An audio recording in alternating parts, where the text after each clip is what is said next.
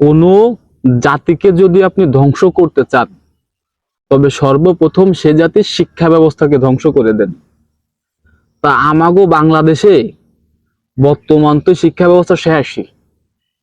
তার কারণ আমাদের দেশে এখন চলতেছে এইচএসসি পরীক্ষার্থী, মানে হায়ার স্কুল সার্টিফিকেট অর্থাৎ ইন্টারমিডিয়েট পরীক্ষা চলতেছে, যেটা আমরা ভালো বুঝি। ইন্টারমিডিয়েট পরীক্ষা চলতেছে।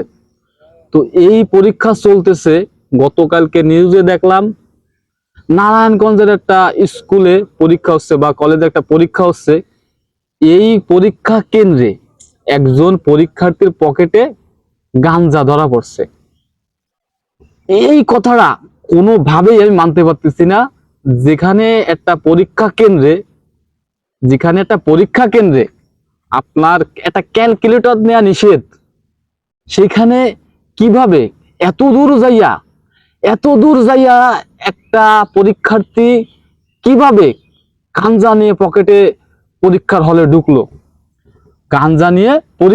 ঢুকলো, তাহলে এখানে যে সিকিউরিটি সিস্টেম আছে তথা কলেজের যারা ওখানে সিকিউরিটির দায়িত্বে আছে, এদের কাজটা কি যে একটা কলেজের পরীক্ষা চলতেছে, ইন্টারমিডিয়েট পরীক্ষা চলতেছে, সেখানে একজন শিক্ষার্থী পকেটে গাঞ্জা নিয়ে ঢুকতেছে, আমরা ধরতে পারতেছি না। তাহলে আমাদের শিক্ষা ব্যবস্থা কোথায় গিয়ে দাঁড়িয়েছে? আমরা শুধু পাস করতেছি, পরীক্ষা দিলেই পাস। কি হয়েছে?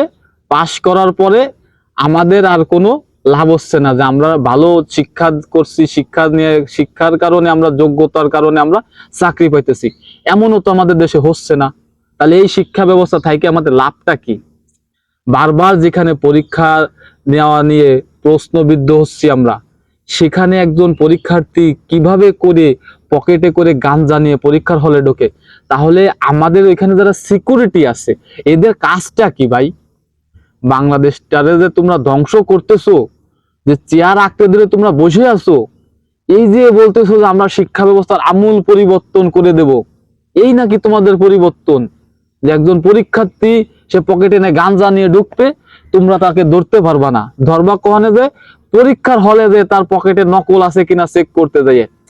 বাপু, আমরা যখন পরীক্ষা দিছি তখন আমাদের স্যাররা আমাদেরকে চেক করতো যে কেউ পকেটে কিছু নিয়ে ঢুকছে নাকি, নকল পরীক্ষার হলে খাতায় লেখার জন্য নকল নিয়ে কেউ ঢুকছে নাকি। তাই কয়েল জ্বালাইছি, এর কারণ কিন্তু একটু অফ টপিকে যাই। কয়েল জ্বালানোর কারণটা হচ্ছে বাগানে বসে আমি ভিডিও করি, বাগানে প্রচুর মশা। আবার কেউ বলে টলেন না যে কাফি বাইরে আমি কপি করতেছি, সে আমার অবশ্যই আমার গুরু, আমি তারে শ্রদ্ধা করি। তার মানে এই না যে আমি তারে কপি করতেছি। যদি কেউ মনে করেন তাহলে তাই টপিকে ফিরে আসি।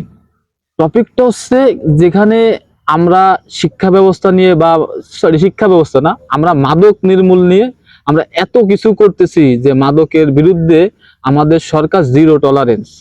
তাহলে এই মাদক এই পরীক্ষার্থীর হাতে কে দিল, কার মাধ্যমে গেল, আর এই মাদকগুলো কারা সাপ্লাই করে, এটি আমাদের তদন্ত করে বের করে এর উপযুক্ত বিচার না করা পর্যন্ত আমার মনে হয় উপযুক্ত না। এটা দৃষ্টান্তমূলক বিচার করতে হবে যে যারা মাদক কারবারি তাদের বিরুদ্ধে। তা না হলে আজকে আমাদের যে সমাজটা ধ্বংস হয়ে গেছে, দেশের শিক্ষা ব্যবস্থা শেষ হয়ে গেছে, এটা আর কোনোদিন পরিবর্তন করা সম্ভব না।